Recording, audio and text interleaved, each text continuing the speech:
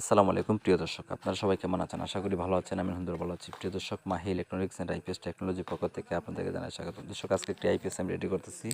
এটা হচ্ছে যে 800 বিএস 600 ওয়াটের একটি আইপিএস। আর বিশেষ করে আইপিএসের যদি সামন সিস্টেমটা আপনাদেরকে দেখাই একটু দেখেন। সামনের ডায়ালটা কিন্তু খুবই সুন্দর। এটা হচ্ছে ইন্ডিয়ান ডায়াল। আর যে বোর্ডটা আমি ব্যবহার করতেছি এটা হচ্ছে ডিএসপি 7 একটি বোর্ড। বিশেষ করে যদি আপনাদেরকে দেখাইতে যাই যে মুসপিটগুলো আমি ব্যবহার করেছি, এগুলো হচ্ছে যে IRFB 3205 মুসপিটগুলি অনেকটাই ভালো। বিশেষ করে পিছনের সিস্টেমটা আপনারা দেখতে পারতেছেন, পিছনের সিস্টেমটা সুন্দর।